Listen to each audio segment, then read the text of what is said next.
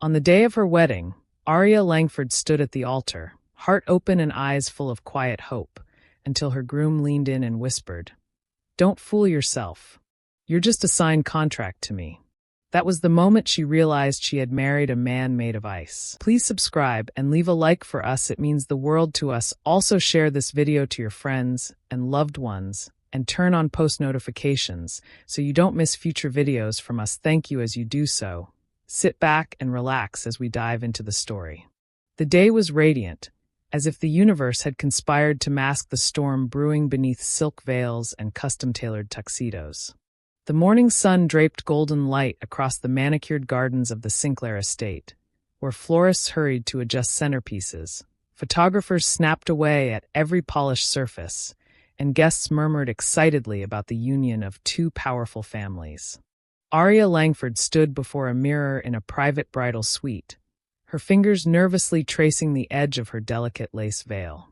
Her dress, an off-shoulder masterpiece with hand-sewn pearl detailing, fit her like a whisper.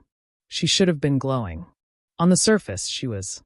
Her soft eyes sparkled, her skin carried a subtle blush, and her smile, though timid, seemed genuine to those around her. But inside, her heart beat with an uneasy rhythm. She was about to marry a man she had never truly met. She had seen him, of course. Damon Sinclair, the media called him the Ice King. A self-made billionaire by 32, CEO of Sinclair Corp., and heir to a family legacy that weighed heavier than gold. Every article painted the same picture: brilliant, ruthless, unattached. There had been whispers of failed relationships, of women walking out in tears or rage, and of business deals that ended with bodies metaphorically buried in legal ruin. Yet, when Arya had seen his photo for the first time, a formal headshot with razor-sharp cheekbones, cold eyes, and a mouth set in a permanent scowl, her heart hadn't sunk. It had stirred. Foolish, maybe. But Arya believed there was always something behind the mask. Something broken, something human. Her father had proposed the arrangement 3 months ago. A strategic marriage, he called it. Sinclair Corp needed investor trust, and what better way to secure it than by marrying into the Langford family? The deal was simple. Arya would marry Damon, and in return, her father would invest another $200 million into Sinclair Corp., ensuring Damon retained his position as CEO amid growing board pressure. Damon had initially refused, they said. But power has a price. And in the end, he had signed the papers. The door creaked open. Her mother peeked in, eyes misty. "It's time, sweetheart." Arya nodded, standing tall despite the tremor in her knees. Her heels clicked softly against the marble as she walked down the private corridor. The ceremony was being held in the estate's grand glass atrium, walls of crystal and steel arching toward the sky. A string quartet played as she entered, and all eyes turned. The guests stood. At the altar stood Damon Sinclair in a jet-black suit, his tall frame rigid, jaw clenched, lips drawn in a tight line. He didn't smile. Not once. As she approached, arm in arm with her father, Arya's gaze locked with Damon's. She smiled gently. Perhaps, just perhaps, he would soften. He didn't. The vows had yet to begin. The officiant spoke a few words, but Arya hardly heard them. Her heart was racing. Then, without warning, Damon leaned in. His breath was cold against her ear. "Don't fool yourself," he whispered, his voice low and hard. "You're just a signed contract to me." Her body stiffened. Her lips parted slightly, but no words came. Tears stung the corners of her eyes before she could blink them away. She forced herself to keep smiling, even as the betrayal cracked something inside her. The guests thought she was emotional, a bride overwhelmed by love. But only one person knew the truth. Damon stepped back, face unreadable.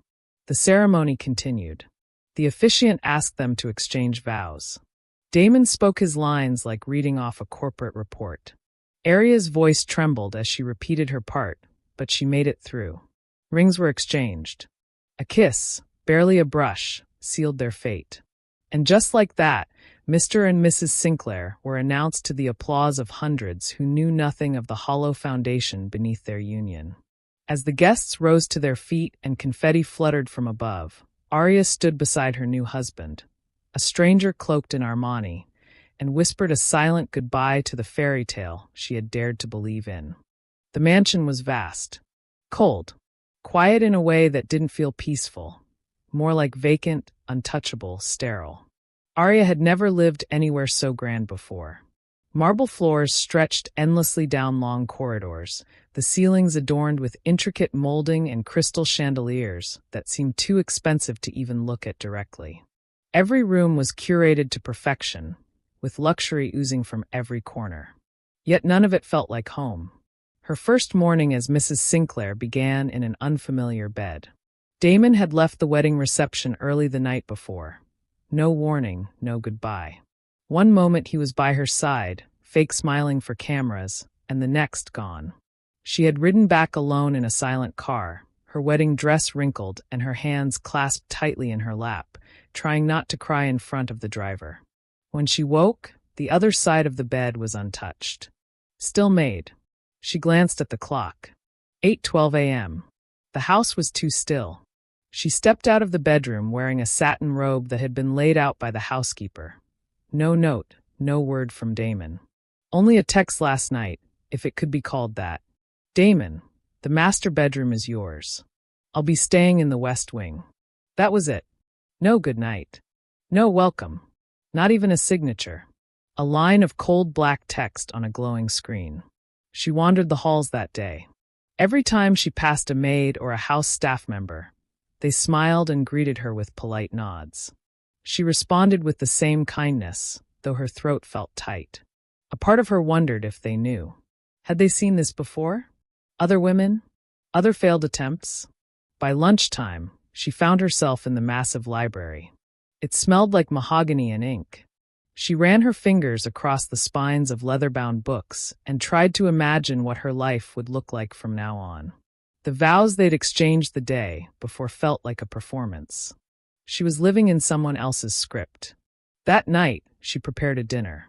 Not because she expected gratitude, but because it was something she could control. Roasted chicken with garlic herb butter, whipped potatoes, asparagus with lemon zest. Her mother had taught her how to cook when she was little. It grounded her. She waited. The clock struck 7, 8, then 9. Finally, she asked one of the house staff where he was. The butler cleared his throat and answered carefully. Mr. Sinclair usually takes his meals in the study. Alone. Arya nodded slowly. Did he say anything about dinner tonight? He said not to be disturbed, ma'am. Her chest tightened. She forced a smile, thanked him, and sat down at the long dining table alone. She ate slowly, each bite tasting more like ash than anything else. Over the next few days, the pattern solidified. Damon left early each morning, sometimes before the sun was up, and returned long after dark. Occasionally, she'd hear his footsteps down the West Wing hallway, or catch a glimpse of him through a passing doorway. But they didn't speak. When they did, on the rare occasion their paths crossed, it was minimal, polite, cold. One afternoon, she gathered the courage to knock on his study door. It was slightly ajar, and she could see him at his desk, typing furiously. He didn't look up. She hesitated. I was wondering if you might want dinner with me tonight. He paused, fingers hovering over the keyboard. Then he said, without turning, that won't be necessary. A pause. Then the soft click of keys continuing. Arya didn't reply. She left the doorway quietly. That night, she stood at the full-length mirror in her closet and looked at herself. Not the dress, not the jewelry, not the perfect outward shell. Just her. Her shoulders slumped a little more now. Her eyes didn't shine as much. She touched her cheek, not recognizing the woman in the reflection. A few nights later, she heard laughter in the hallway. A woman's laugh. Arya's stomach twisted. She opened the door quietly and peeked out. Damon was walking alongside a tall, stylish blonde, guiding her toward the study. Arya didn't recognize her. Maybe a lawyer. Maybe a colleague. Maybe more.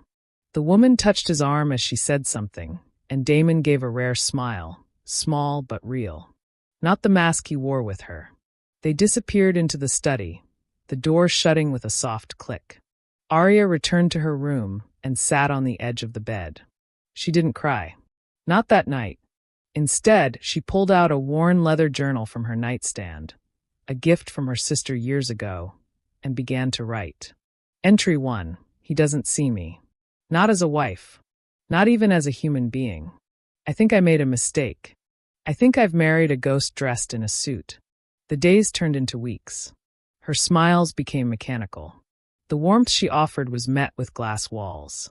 Sometimes she wondered if she was going crazy, talking to herself in a house where no one truly talked back. She made breakfast sometimes, left it on the kitchen counter, hoping he'd notice. Sometimes the plate was left untouched. Other times it was gone. No note, no compliment, no acknowledgement. She missed being seen. She missed being wanted. One night, she passed the study again on her way to the garden and overheard his voice on the phone. Yeah, she's quiet. Doesn't get in my way. It's fine. As long as she plays her part, the board's satisfied. Her steps faltered. She stood in the hallway, staring at the closed door. Something inside her cracked wide open. This wasn't a marriage. It was a script. A show.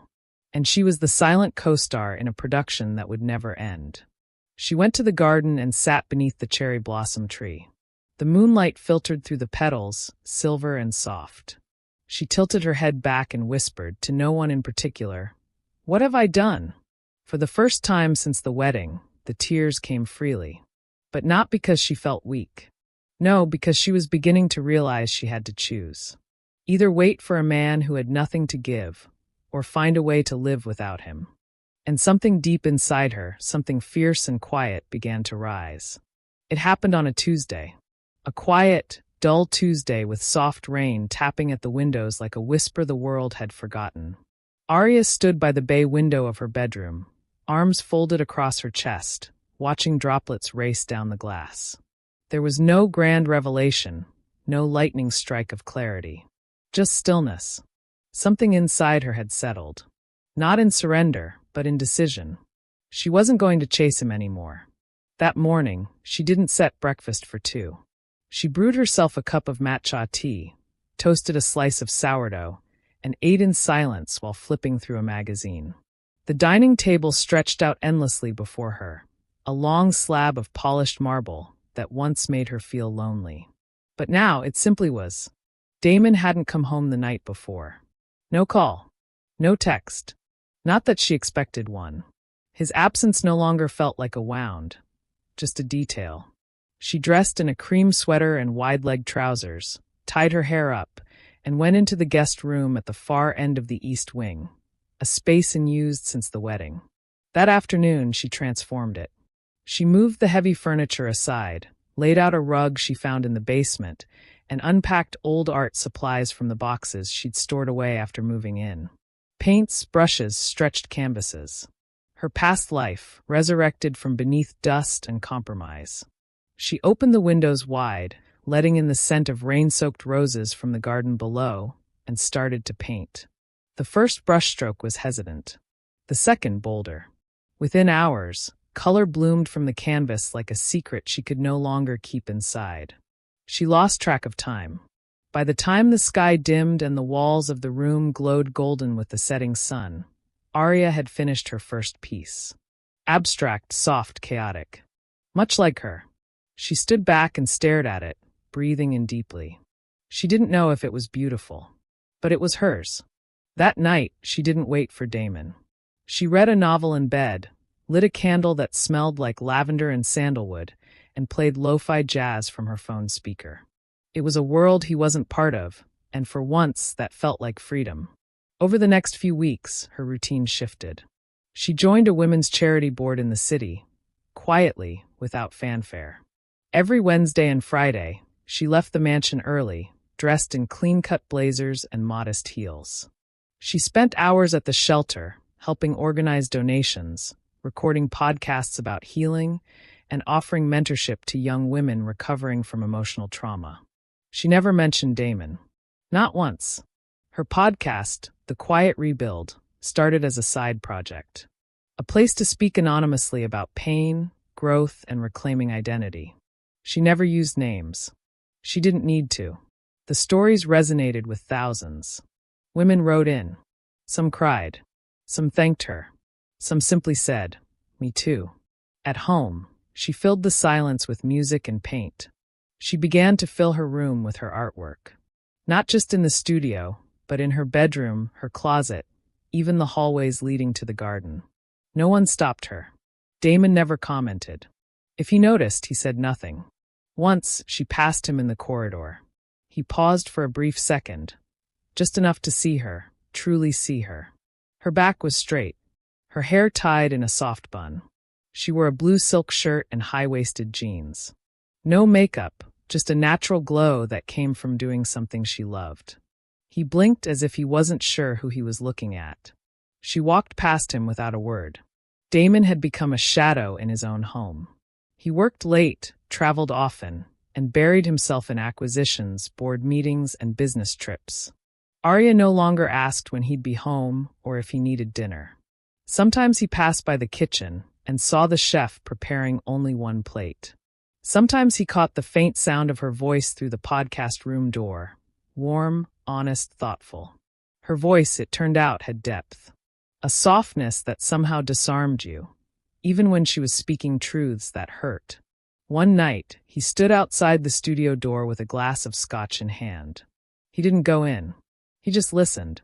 And the hardest part, she said into the mic, was realizing that waiting for someone to love you can be lonelier than being alone. Damon stared at the floor, then turned and left. It was in the garden where it finally struck him. She had stopped leaving things for him. No more breakfast. No more notes. No more soft glances across the room, hoping for connection. No more waiting. And somehow, that stung more than all her kindness ever had. One morning, he watched from the study window as she walked barefoot through the grass, a sketch pad in her hands. Her hair danced in the breeze, and the hem of her dress floated like smoke. She looked free, unburdened, unattached. That night, as he passed by the guest room, he paused. The door was ajar. Inside, the walls were covered in her art. Pieces of her. Emotions, colors, chaos, control. He stepped in quietly, looking around. One painting caught his eye. A lone figure made of wire and glass, standing in a white room with no windows. Surrounded by light, but unreachable. He didn't need a label to know it was him. And for the first time in years, Damon Sinclair didn't feel powerful. He felt exposed. And strangely, he missed her. Not the idea of her. Her. The woman who had quietly stopped needing him, because he never gave her a reason to. In the solitude of his own making, he sat on the edge of his bed that night and stared at his reflection. What had he become? What had he destroyed? And why now, was the silence suddenly deafening? It began with a forgotten cup of tea. Damon walked into the kitchen one unusually early morning. It was still dark outside. The sun hadn't yet begun to bleed light into the sky, and the house was cloaked in shadows and silence. He wasn't sure what pulled him there. Restlessness, maybe, or the bitter aftertaste of a sleepless night. He never used the kitchen. But that morning, something about the stillness pressed on his chest like a weight he couldn't name. There it was on the counter, a porcelain cup. Half full. The tea had gone cold. He reached out without thinking and touched it. Jasmine. Her favorite. There was something painfully intimate about it. A small, gentle thing that existed without him. He left the kitchen quickly. Later that day, he returned home earlier than usual, an unconscious deviation from his normal behavior. Just past 5 p.m. The mansion was quiet, but not lifeless. Somewhere in the east wing, he heard faint music. Piano, soft and slow, leaking out beneath a door that wasn't fully closed. Curious, he followed it. As he approached, he realized it was coming from the art room, the one she'd claimed for herself. He'd never stepped inside since she'd transformed it. He hadn't allowed himself to. But now something pulled him forward. The door creaked as he pushed it open. She was sitting cross-legged on the floor, barefoot, wearing an old oversized hoodie over a pair of leggings. Her hair was in a messy bun, a few strands falling around her face as she leaned over a large canvas on the floor. Her hands were covered in paint, pale blue and mustard yellow. There was a smudge on her cheek. She didn't see him. Not at first. She was humming quietly, completely immersed, eyes focused, one knee bobbing slightly with the rhythm of her breath. There was something radiant about the simplicity of it. No performance. No mask. Just her, alive in her own world. He didn't mean to speak, but it slipped out before he could stop himself. Is that supposed to be a bird? She gasped, startled, spinning around with wide eyes. The brush slipped from her hand and left a streak of color across the canvas. Damon winced. Sorry. Arya stared at him for a long beat, chest rising and falling in silence. I didn't know you were home, she said finally, her voice neutral. He nodded. I came back early. She waited for a reason. He didn't offer one. Her gaze dropped to the canvas. And no, it's not a bird. It's movement. It's supposed to be abstract. Looks like it's flying away, he murmured. She looked up again, and this time her eyes were not neutral. They were sharp, guarded. You don't know anything about art. I know what leaving looks like. The words hung in the air longer than either of them expected. Arya blinked slowly, then stood. Do you need something? No. He looked around. There were at least 15 pieces hanging on the walls, each different. Some colorful, some dark and twisted, some wild and chaotic. All of them emotional. None of them showed a single trace of him. He walked over to one, a black and red piece with slashed brush strokes and thick, jagged lines. It was violent in its silence. Is this one new? He asked. She didn't answer. He turned to look at her. She was staring at him like he was a ghost she had long stopped believing in. Why now? She asked, folding her arms. After all these months of pretending I don't exist, what changed? He opened his mouth, but the words were stuck in his throat. He hadn't planned this. He didn't even know what he wanted to say. I just noticed you hadn't painted anything for a while. Then you did, he said lamely. That's all. Arya gave a soft, humorless laugh. That's what made you speak to me. He ran a hand through his head. I never meant to hurt you. She blinked again, slowly. You said I was a contract. I didn't mean it like that. You whispered it at our wedding. Silence. She stepped closer, but not in affection. Her posture was poised. Strong. I gave you the benefit of the doubt, Damon. For months. I tried to be patient. I thought maybe there was a person behind all the ice and silence. But you made it clear I was a formality. And I accepted that. I accepted that you didn't want me. But I won't apologize for learning how to live without you. He swallowed hard. I don't want you to live without me. That stopped her. The words had escaped without permission. She stared at him, uncertain. And suddenly, the air between them felt charged, like standing in a room before a storm breaks. She crossed her arms tighter. You don't get to say that. Not after everything. I know. He took a step forward. She didn't move back, but she didn't soften either. I've been a coward, he admitted. I've spent my entire life building walls so high no one could get in. I thought if I stayed cold, I couldn't be disappointed. Couldn't be hurt. But you, he paused. You didn't ask for anything. You just showed up. Every day. Until I noticed the silence you left behind. He looked at her like he was seeing her for the first time. You took your light away, and this place hasn't felt the same since. She stood still. He could tell she was processing, fighting the instinct to believe or not believe. I'm not saying I know how to be what you deserve, he continued. But I see you now, Arya, and I can't unsee you. Her eyes flickered.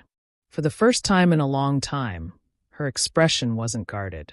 It was afraid, not of him, but of the hope trying to sneak in again. She stepped back. I'm not ready, she whispered. I don't expect you to be, he said quietly. Then, without pushing further, without demanding anything, Damon turned and walked out of the room. For the first time, he left something behind. Space, not silence. And as the door clicked shut behind him, Arya stood in the middle of her paint-splattered sanctuary with her heartbeat echoing in her ears. Something had changed. Not everything, but something.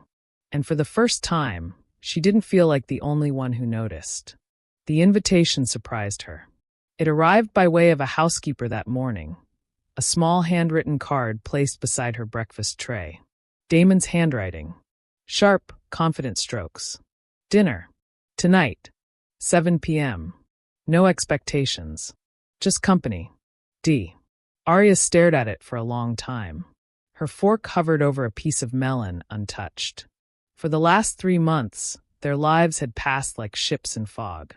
Almost strangers. He had barely acknowledged her presence, until now. She wasn't sure what had changed. She wasn't sure what he wanted. But she went. The dining room that night didn't look the way it usually did. The massive table, long enough to seat 20, had been ignored entirely. Instead, Damon had set up a smaller round table near the window overlooking the garden. Candles flickered low, and soft instrumental jazz played through invisible speakers. The night air slipped in through an open pane, cool and scented with jasmine and petrichor from an earlier rain. He stood when she entered. That alone made her pause. He'd never stood for her before. "Hi," he said. His voice was even. Steady. Different. "Hi," she replied, folding her hands together as if unsure what to do with them. "You look nice." She wore a navy silk dress, simple, with her hair down.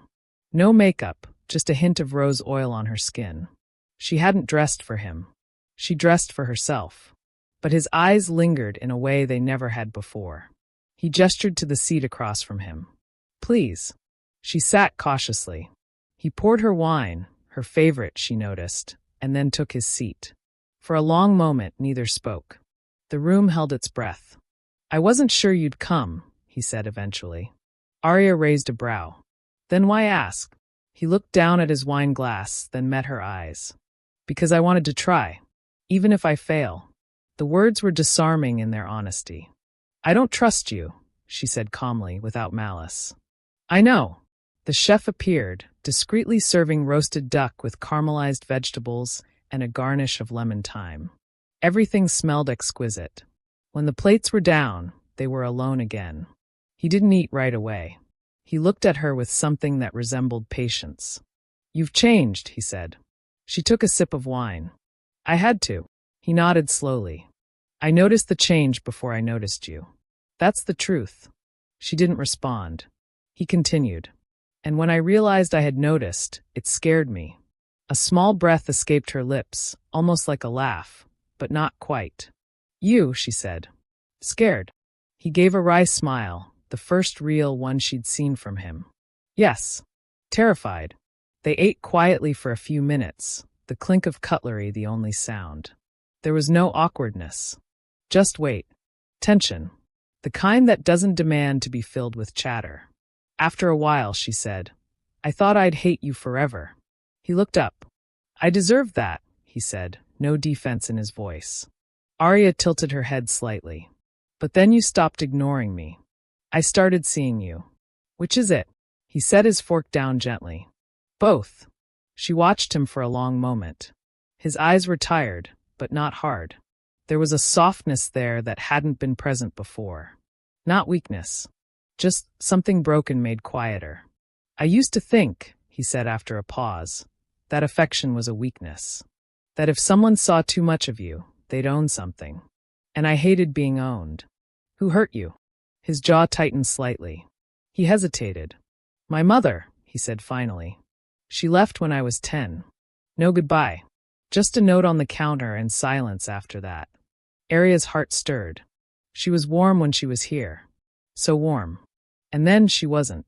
"I didn't understand how someone could just disappear from a life they built. So I learned to build without softness. Without anyone." Her gaze softened, but she didn't reach out. She let the words settle. Damon leaned back in his chair and exhaled like he hadn't in years. "You're not like her," he said. "No," she agreed. "I don't leave. I rebuild." There was a pause. "And yet you stopped trying with me," he added. "I stopped waiting," she corrected. "There's a difference." They sat in the glow of dim candlelight, the food forgotten, their words unraveling pieces neither had dared touch until now. Then, unexpectedly, he asked, "Would you walk with me? After this?" Arya stared at him, surprised. He wasn't charming her. He wasn't using words like apology or forgiveness. He was just asking, Simple. Open. She nodded.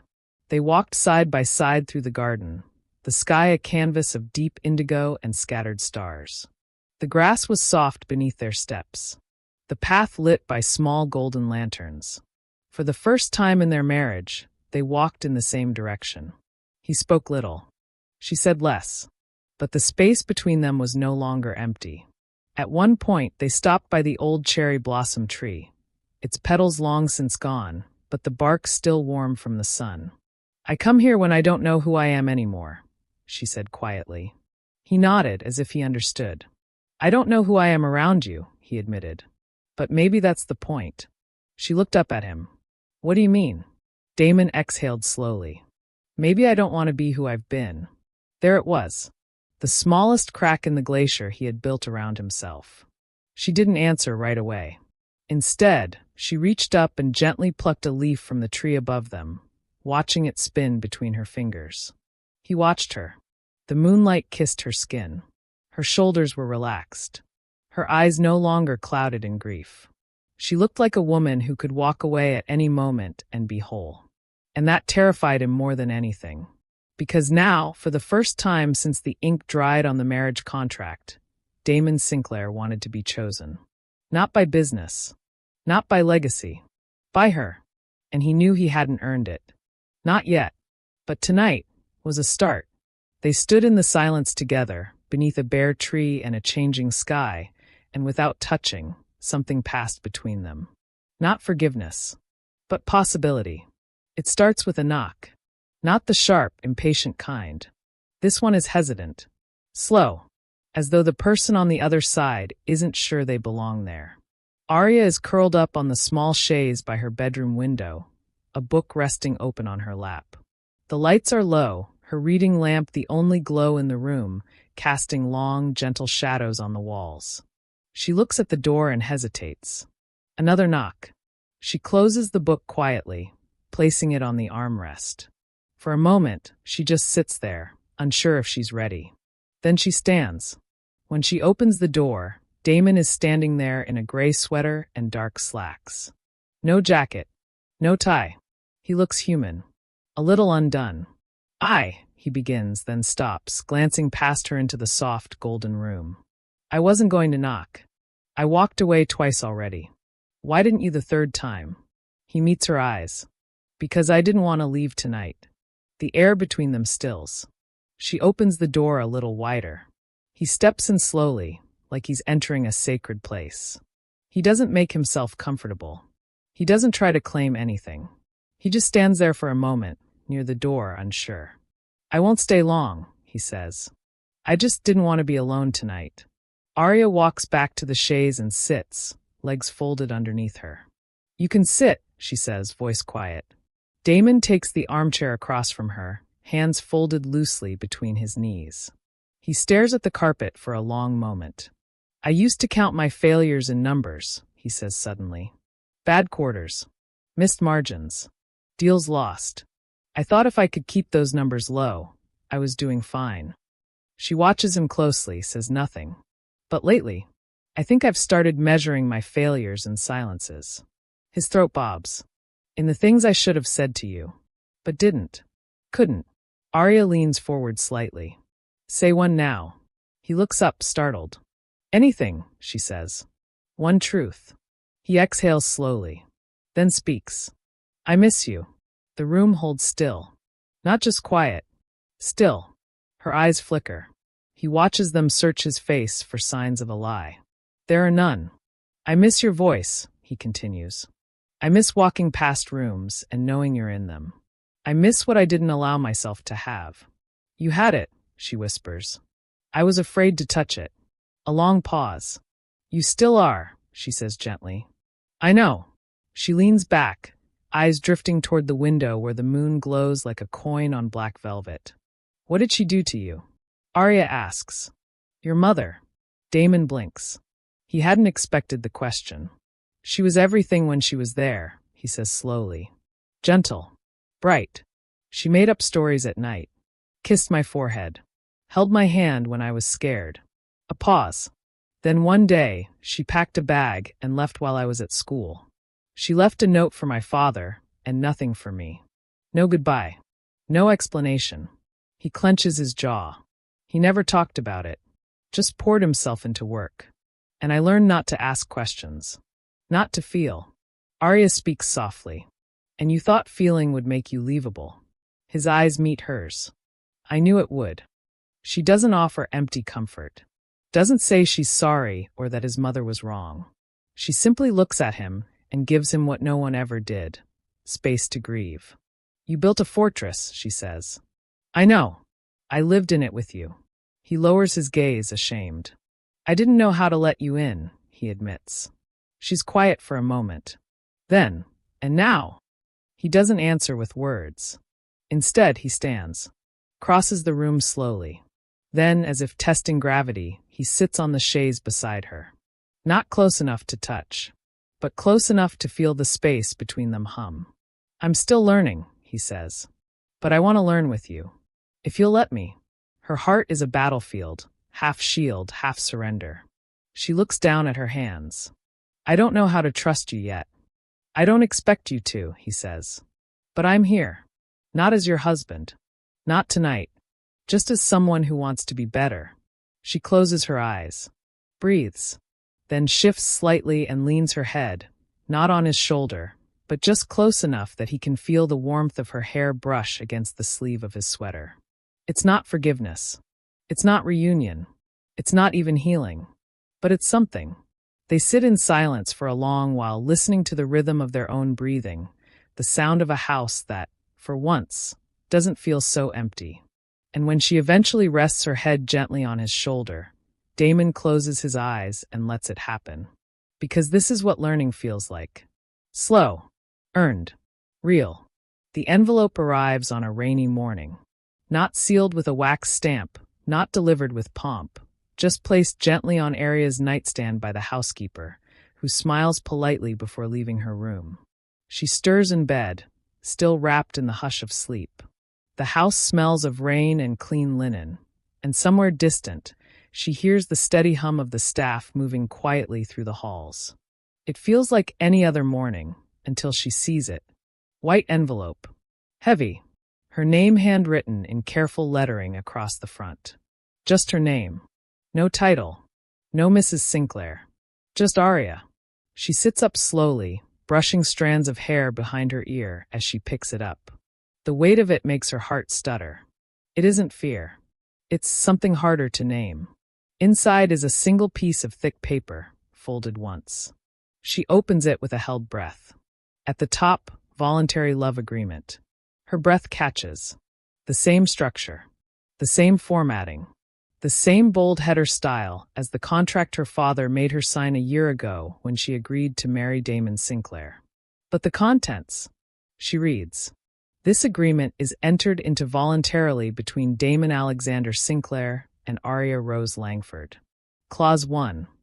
This agreement shall not be bound by obligation, financial incentive, social expectation, or legal manipulation. Clause 2. All feelings expressed herein are not legally enforceable, but emotionally binding. Clause 3. The undersigned parties agree to pursue one another freely, with mutual honesty, patience, and affection, on their own terms. Clause 4. Either party may terminate this agreement at any time, without penalty. But if either party stays, they stay because they choose to. Clause 5. There are no timelines. No expectations. No conditions. Just this, I love you. And I want to begin again. Signed, Damon Alexander Sinclair. Tears don't fall immediately. She just stares at it, breath unsteady, her hand trembling slightly where it rests against the page. He could have said it, could have whispered the words into her hair or over candlelight when things were easier. But Damon is not a man of romance. He's a man of paperwork, of contracts, of structure and form and certainty. And so this is his love letter. Her fingers brush over the last line again. I love you. I want to begin again. She doesn't know how long she sits there, stunned and still. The storm outside taps against the glass, soft and steady, as if waiting for her to move. She does. She finds him in the greenhouse. Of course he's there. It's the one place she knows he goes when he's overwhelmed, when he needs to be surrounded by life because he can't yet face his own. The door creaks softly as she pushes it open. He's standing near the back, sleeves rolled up, hands dirty with soil as he repots a small citrus tree. The sight is strangely intimate. A billionaire in mud-stained boots, tending to roots like they're fragile things. And maybe they are. She doesn't announce herself. Just watches him for a moment. He senses her eventually. Straightens. Turns. His eyes find hers, and all the masks fall away. She walks toward him slowly, her steps sure, the envelope clutched lightly in one hand. He watches every movement like it might be her last. Like at any moment, she could still decide to turn around and leave. But she doesn't. When she reaches him, she holds the envelope up. He looks down at it, then back at her, uncertain. His throat moves like he's swallowing words he's too afraid to say. "I read it," she says. He nods. "Okay." "It was ridiculous," she adds softly. A flicker of something, hurt maybe, passes through his face. She steps closer. "But it was also honest." "I didn't know how else to say it," he admits. "You deserved something written with intention. Something that wasn't transactional. Something that said, that you're scared," she finishes for him. He nods once, slow. "I am. Still. But I'm more afraid of what happens if I don't try." She looks up at him, her voice barely a breath. "Do you love me, Damon?" His eyes lock onto hers, and for once, he doesn't look away. "Yes," he says. "It's not perfect. It's messy. And it took me far too long. But I love you, Arya. Not because of obligation. Not because of the company. I love you because you showed me how to feel again. Because you stayed when I gave you every reason to go. And now," he takes a breath, "I want to be the man who chooses you. Every single day. Not because of a contract, but because of love." Silence blooms between them. She steps forward until they're barely inches apart. "And if I choose you," she whispers, "it won't be because I forgave everything. It'll be because I see the man standing in front of me, and I believe he's worth fighting for." His breath catches.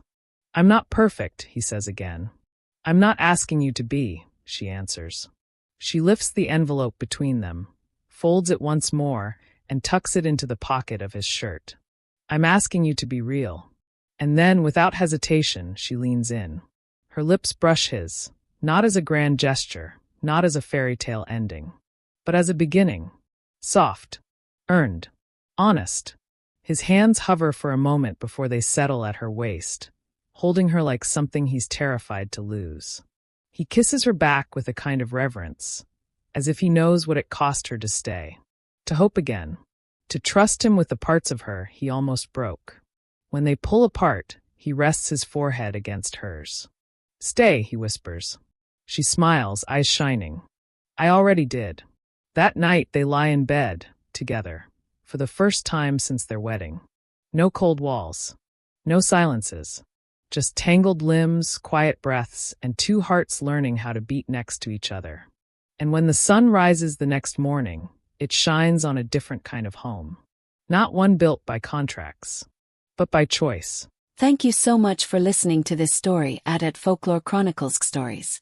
And please, if you haven't subscribed to my channel, kindly click on the subscribe button, turn on the notification so when I post more stories like this, you'll be the first to get them. And if you're a returning subscriber, thank you so much. I sincerely appreciate your support and I do not take it for granted at all. Until I see you in my next video. Bye.